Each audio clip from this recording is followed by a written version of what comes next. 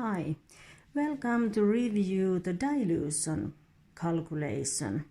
Many times the dilutions are the most difficulties calculation related to drug dosage calculations. So at first I'm going to review what happens in the calculation, what's the mechanism of the dilution here. So in dilution you have always at first a strong stock solution which concentration is higher than in your final diluted solution. So you have this strong stock solution, and in dilution you are going to add diluter, for example sterile water or physiological saline into strong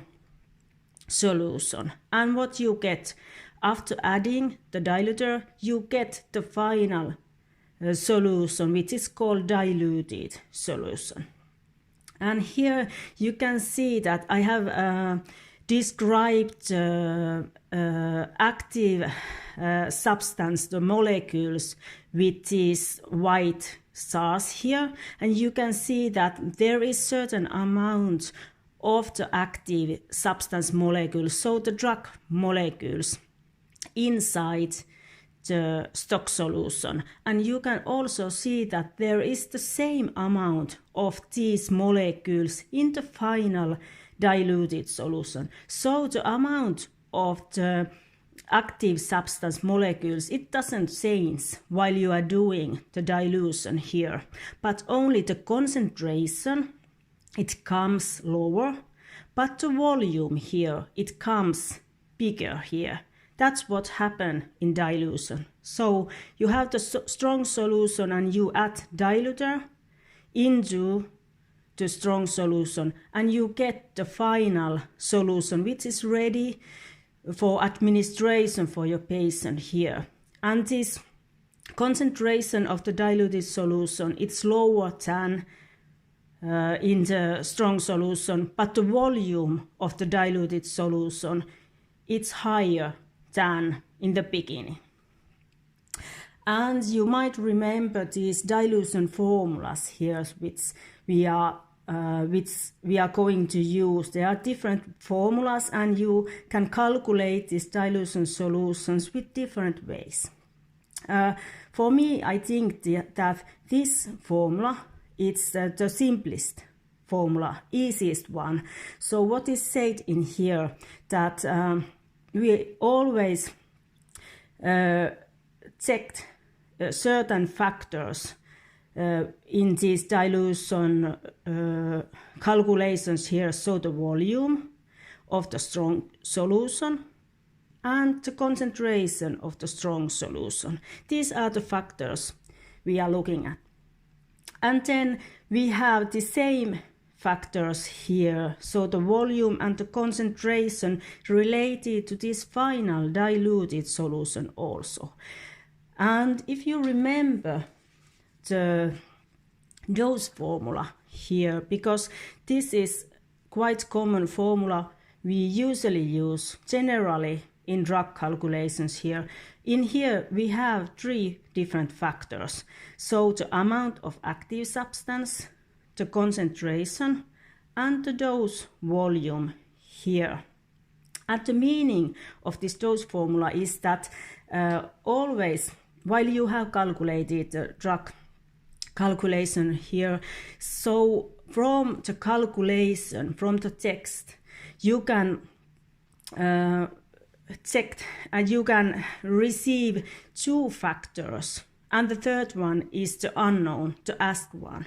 So if the amount of active substance is unknown and you cover the amount of active substance from this dose formula, you can see that how you can calculate the amount of active substance is that you multiply the concentration with the volume. Then you receive the amount of active substance. So to cover the unknown factor and you will see the right calculation mechanism, how you get the result.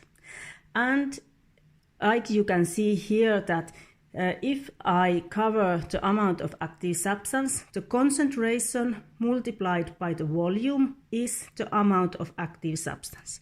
So it's the same in here, in this dilution formula. Because the amount of active substance, so the amount of these drug molecules here, doesn't change. So it's the same in the strong solution and also in the diluted solution. Volume multiplied by the concentration is the amount of active substance in the strong solution. It is the same in the diluted solution. So this is the basis of this dilution formula here. So this is dependent on the amount of active substance. And here you can see that we have 4 factors here. And always in those dilution calculations, you can get 3 factors from these 4. So the 4th one is the unknown, and we mark it with X, and we can solve it when we know how to place the 3 factors from the calculations into this formula. Then the next quite generally used formula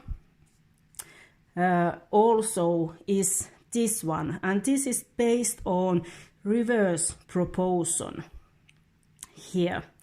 And because I said when we started that the concentration, it's getting lower while we are doing the dilution, but the volume, it's getting higher after dilution. So these factors, these are not directly proportional factors, but these are reverse proportional factors, and this is based on the reverse proportion here.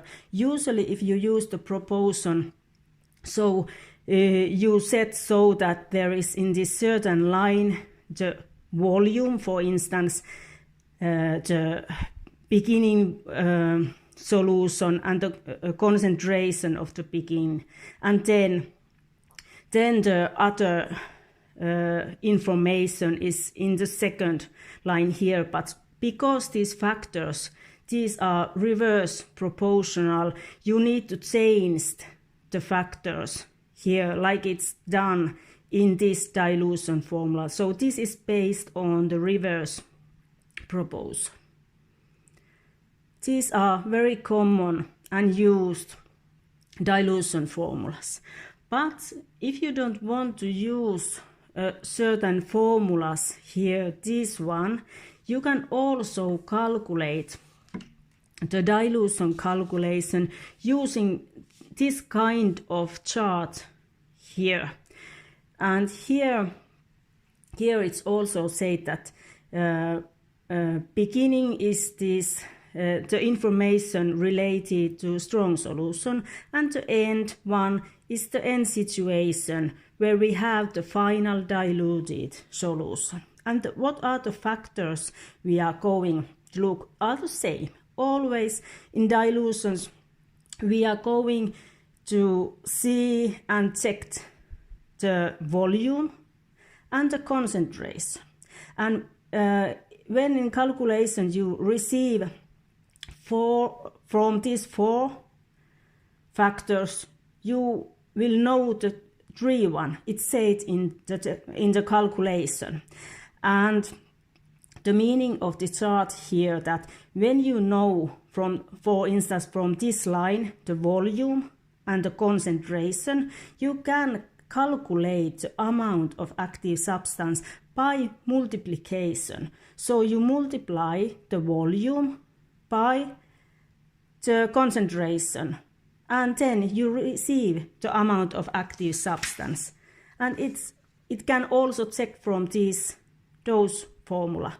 So the amount of active substance is calculated by multiplication, concentration multiplied with the volume.